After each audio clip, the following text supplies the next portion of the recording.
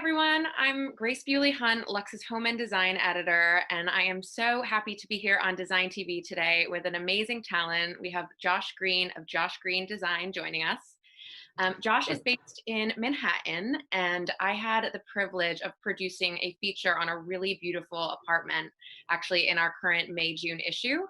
I've really admired Josh's style for years, and kind of early on in my Lux tenure, I got to visit his beautiful office in Nomad and see some scouting pictures of this apartment. And there are moments as an editor where your heart flutters, and this was one of them. So I'm so happy he's here today to kind of dig a bit deeper into the design of this space. I think we're all unbelievably still stuck at home for the most part, and design is top of mind. So this should be a fun chat. Josh, welcome. How are you? Where are you? Thank you for that very kind introduction. And I'm in New York. I'm in my office once again. Today's the third day back. And it's going well so far. You're right, this is exactly where we met, sitting here looking at some scouting shots of the project. So it's definitely full circle. Love it. How are you holding up in general? Are you like glad to be back in the office? Are you tiptoeing back in? Like, what's the temperature? It's still, New York is in a little bit of this weird middle ground thing, where the restaurants are like kind of where cars would normally be parked. I had been working at home, pretty much since the entire time. I'd come to the office a couple of times to check my mail, but for the most part, sitting at my dining room table and in a dining room chair that was not meant, to be seated at all day long. Yeah. So I'm very happy to be back. Like I can feel it already in my shoulders. Like I can actually sit, and have good posture again. So, it does feel a little weird, but I can walk to work and I'm on the second floor, so I can take the stairs. So a lot of the other, things that people are nervous about in terms of public transportation and elevators, I don't have to deal with. So I feel pretty fortunate. Great. Love to hear it. It's so crazy to think of the world now versus the world when we began this conversation about this apartment. But let's take it back to the beginning. So tell me a little bit about how this client came into your life and kind of how this project got its legs. So years ago when I was doing the interiors at a firm called Sawyer Burson, I worked with an architect there, a woman named Yona Brisky. And this project ended up coming to her way, but she is more of an architect, and this had a strong decorative component to it. So she brought us on, and that's how the relationship was formed. She had a relationship with the client, and so yeah, it worked out really well. So it was a great collaboration. Yeah, definitely. And I know the scope of the work was quite big, but can you tell me a bit about when you first walked into the apartment, your first impressions, what the initial changes that really came to mind were? It was the biggest thing actually right when you walk into the apartment was the size, the enormous size of this apartment's entrance gallery. It was just huge, almost too big. It felt like you were wasting space. So there's a picture of it in the story, but that's actually where we ate into it already. So we had looked at other plans that other units had done, because it's one apartment per floor, and they're pretty much all the same layout. So you could see over the years how certain people had eaten up into that entrance gallery to give part of that space back to the kitchen. In our instance, that's what we did. We gave that space back to the kitchen to sort of enlarge the kitchen, and then also added a powder, which also sort of ate into that space. So that initially, when you walked in, that was what I thought. I was like, wow, this is so nice. It's like when you're in New York and you just like have extra space like that right? Is just for pass-through space. You're like living in luxury. Yeah, but, you need that for something else. Yeah, but the layout was great. Oh, the other thing, the dining room was also super large, like too large. Okay. So in the images that you see in the project, on the far wall, there is a fairly deep and substantial built-in unit that runs the entire length of the wall. and that wasn't there before. So the room was probably another, almost 20 inches bigger. So it really like had these like gracious spaces, and we were able to eat into it a little bit, just to, get more functionality or more storage. So interesting. So actually that beautiful wall treatment in the dining room is 20 inches of storage. What's behind those doors? So the mirror door, so Yona had created this beautiful built-in storage with fluted columns or reeded columns, and in it is just more storage for dishes, platters, china, placemats. It's all walnut lined, and then there are drawers in there as well. So that's what ate into the room, but it still was plenty of space to Yeah. have a big dinner party. Nice. Yeah, I actually really wanted to talk about wall treatment. So this is a nice segue. They're just such a distinguishing feature. There's that amazing kind of pearly pink plaster in the living room, and then there's the riotous cobalt library with that really thick lacquer, and of course the beautiful dining room paneling. So I kind of wanted to just talk to you about what that was like how you landed on those decisions in each room, kind of what was it really meant to achieve, and also what was it like to collaborate with those artisans, kind of just as far as the scope of the work and how long it took and all that jazz. Yeah, so the I think, there are certain vendors that I can work with on certain projects that call for it, and certainly like specialty plasters is definitely, at the higher end of the market, and so in those instances that I get to, work with those sorts of really special, not just like a typical Venetian plaster, but some really special wall, texture that's made specifically for the client. I have people in mind that I work with. In this instance, it was a company called Fresco, who, I've worked with in the past and who is amazing. And it's a treat to go to their studio and look through all of their samples. You can get super inspired. So I knew that I wanted, for the living room, to have something like that, have it be very special. But we didn't want to carry it throughout the rest of the apartment. Like it didn't need to be in the entry. Right. It didn't need to be in the dining room. So in the entryway, we ended up using a sort of pink metallic, just slightly pink hue. The client really loves pink. And it's actually pretty it's on the 7th floor. So it's just like above the tree line. And when the sun sets, and it looks, it faces east. When the sun sets, it faces west. When the sun sets, it's beautiful, and the whole place, because of the pink, just like lights up and is a dream.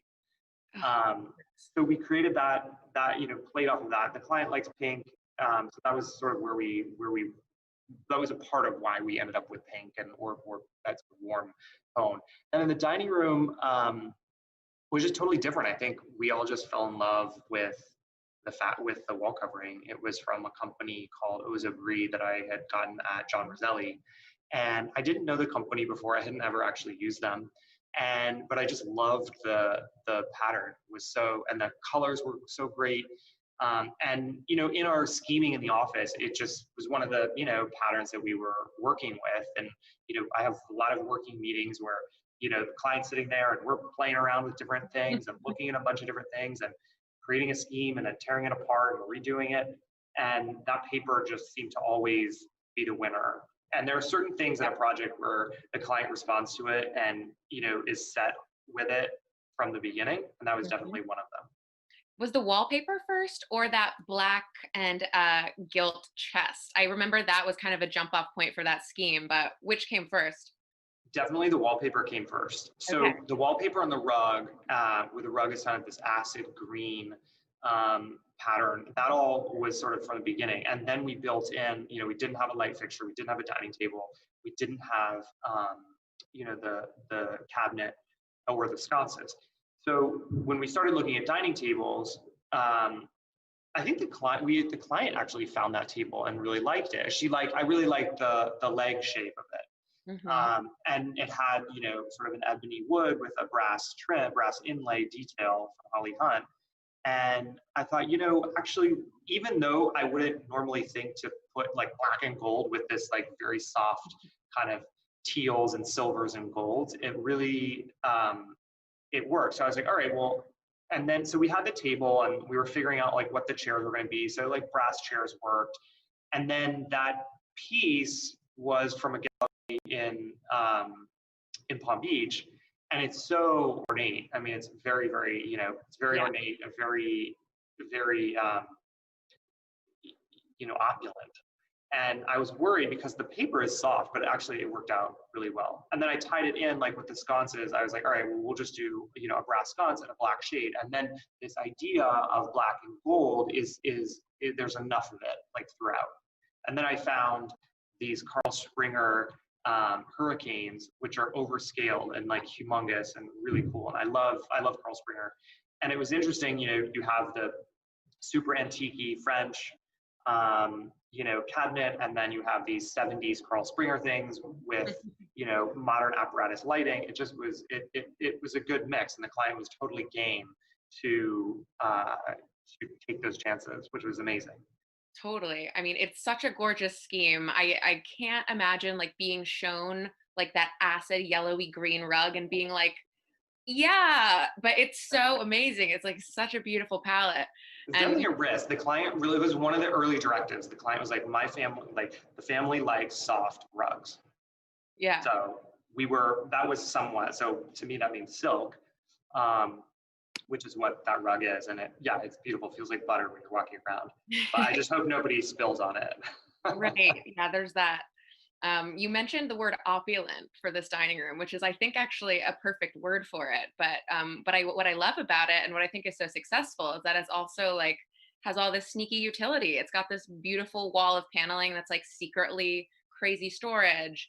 And I know that there were some other, design decisions you made that are very utility first, but you wouldn't know it. So I would love if you could talk through some of those.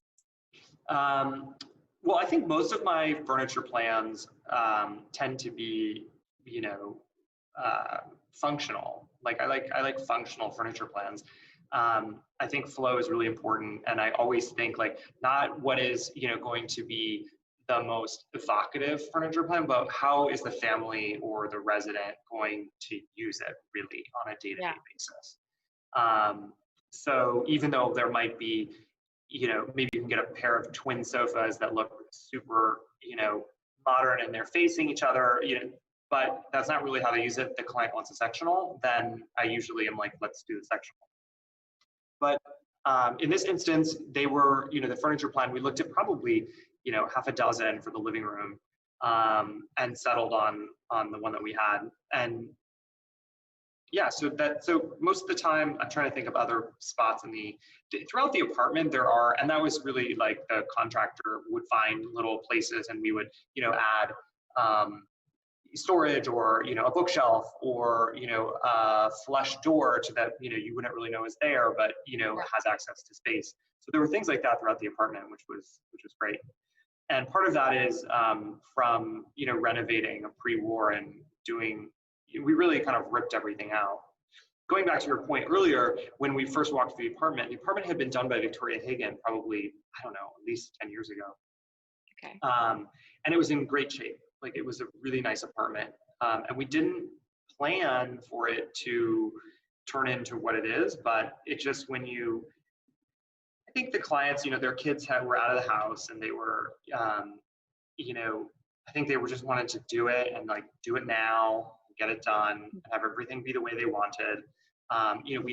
Things like that, we enlarged the laundry room needed to be enlarged. There were just like functional things that needed to happen. The kitchen needed to be enlarged. There was no powder, so powder was added. Mm-hmm. And more closet space where there was needed. So it was a great apartment to begin with, but we just were able to work through it and improve it, which is what everybody does.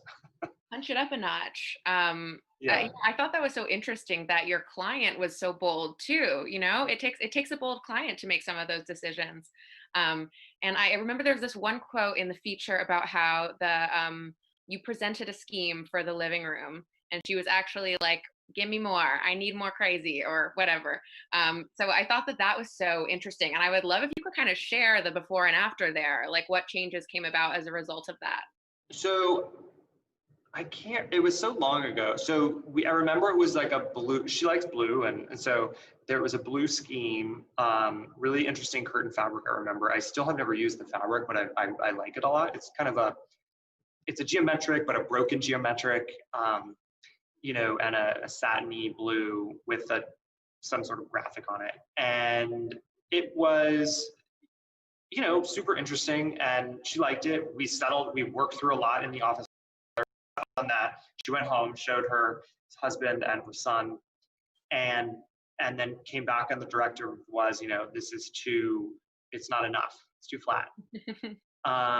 So I have a feeling that sort of tone ended up going to the master, but we basically just started over. So then it was like, okay, we're gonna look for new rugs, and that's why you see the rug that's in the scheme now, which is a really bold geometric pattern, that's an all over pattern, and the curtain fabric, which is kind of I think it's like an Indian paisley with some shots of pink in it, and teal. And then we pulled out all of those colors. So we pulled out like the teal for the sofa, and these, the sort of burnt oranges, and like the pink leather for the game chairs around the game table.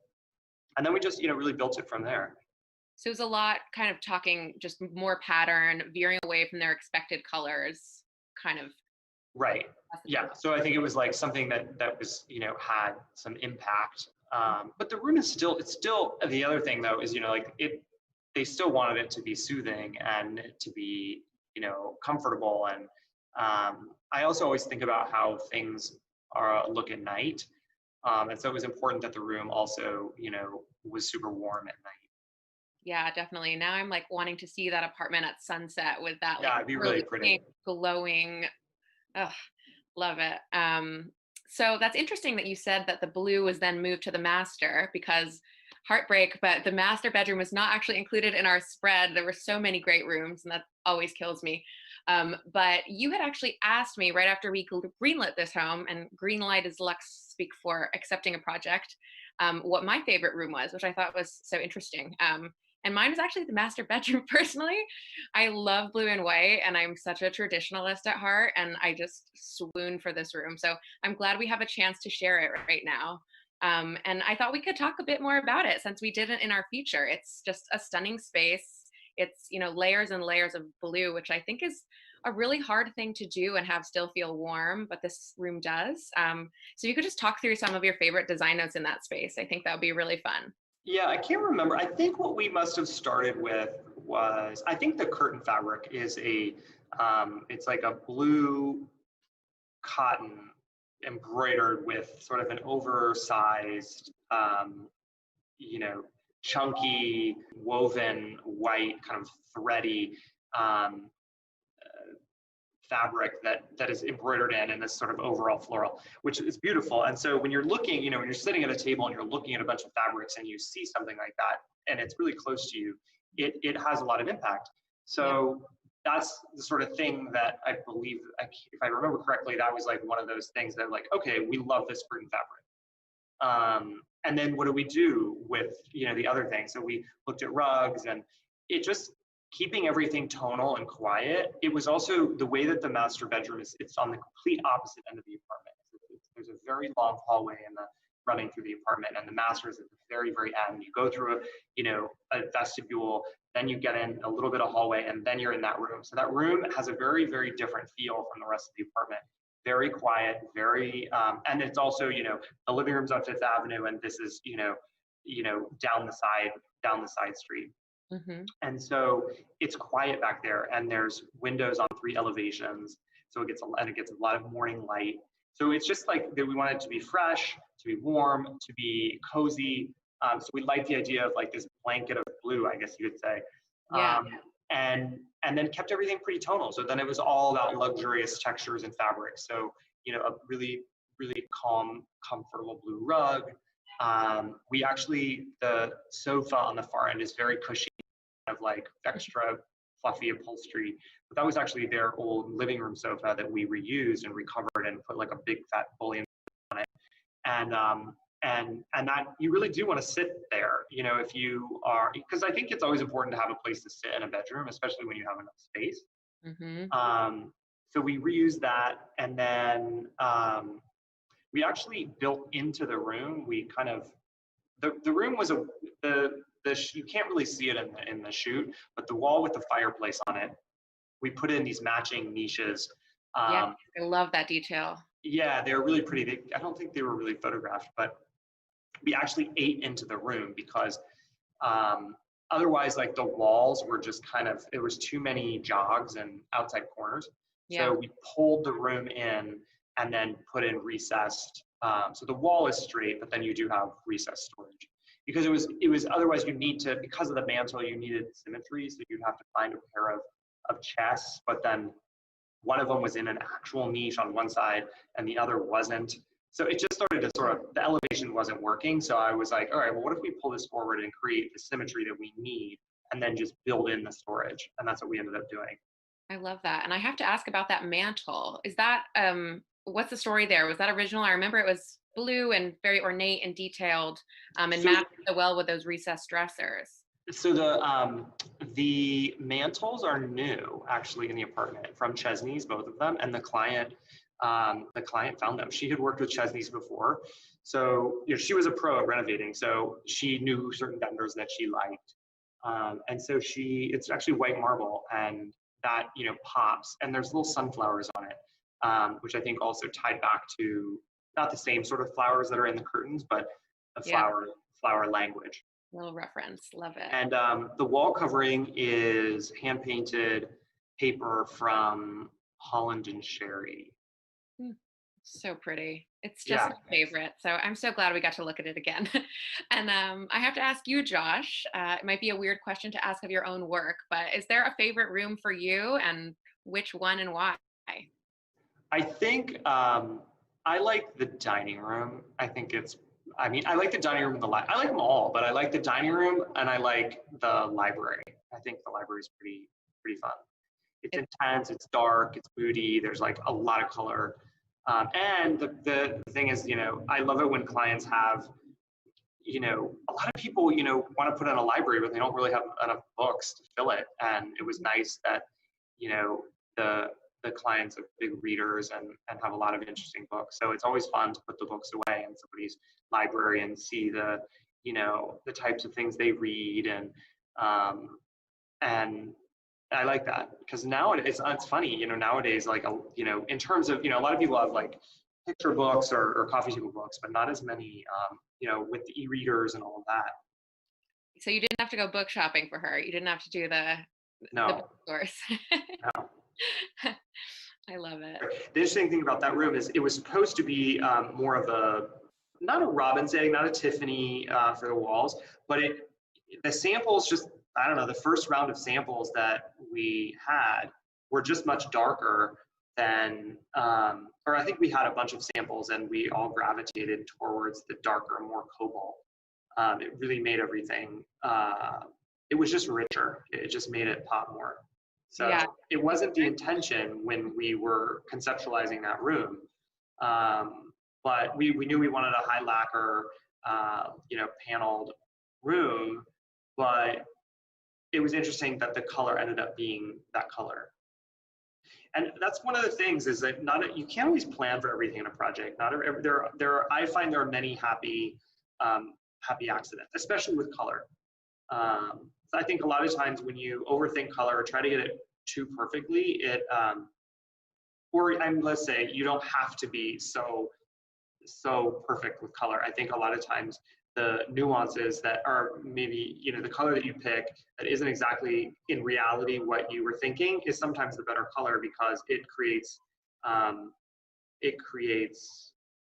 like a diversity, it's like a difference. I think color is so hard and it's so hard to prepare for in advance. Are you saying it's kind of a bit more instinctual? Like you just need to see it and you know, rather than being like, I want to have a navy room, like kind of just like it's more visceral, it sounds like. I think most of the time you can overthink color and when really a lot of times it's okay even if it's not exactly what you thought it was going to be in your mind. But I can say picking paint colors on Zoom does not work. I imagine that's challenging. Yeah, I mean, I was like, that's been one of the things about getting back to the office has been nice because I was, somebody on my team was on a job site and we were picking colors over Zoom and it was like, I don't know what I'm picking. So it's been nice to be in the office with a fan deck and Nice. Do you feel like this project, beyond this color learning, kind of pushed you in any new directions, or, how does it fit within your portfolio? it's funny. I've been talking about this a lot lately. My because of my background of working for Ralph Lauren or Sawyer Burson or Michael Smith, it I'm able to do like I'm very comfortable doing. To me, this feels like it has a lot of traditional elements. And it's a proper Upper East Side, pre-war building, and with all those things that come with it. So it's more traditional for what I think I gravitate towards individually, but I always find that it's still really rewarding every time you work in like a different project and a little bit of a different style. Like I can focus on using the types of fabric vendors that I wouldn't normally work with, or I can shop at antique dealers that I wouldn't normally shop at. And so it expands or maybe I hadn't shopped at those dealers since my days at Ralph Lauren. So every time you work on a project that's a little bit of a different style, it pushes you out of your normal things, and then you learn, and you try different things and you try new things. So I like that aspect of it, but it is, I think, for what other people think of when they look at me and my work, is it's like, wait, this blue traditional lady bedroom on the Upper East Side is very different than like the project that I did in Dumbo last year, which was for a young guy, and it was very modern and super cool, and I got to work with a totally different type of that was more like 60s Italian furniture, whereas this is 18th century furniture. I don't know that it helps or hurts. I think that for me, it's just as long as I can make the client happy and create something that's really beautiful, then I'm happy. Speaking of, have you heard anything from your client? Are they quarantined there? How is this home being used? They are not quarantined there. They have been at their house on Long Island. Okay. So I think they've gone into the city, and to check on things, but for the most part, they've been, and which is typical. They typically spend the summer, outside of the city, and we'll shuttle back and forth. I wouldn't leave that library. I'm just putting it out there. Well, it was such a beautiful home. It was an honor to feature it in Luxe, and really fun to revisit it. Thank you so much, Josh. And thank you. I really appreciate the opportunity to, work with you guys. Wonderful. Well, we'll see you guys all next time. Thanks for tuning in to Design TV.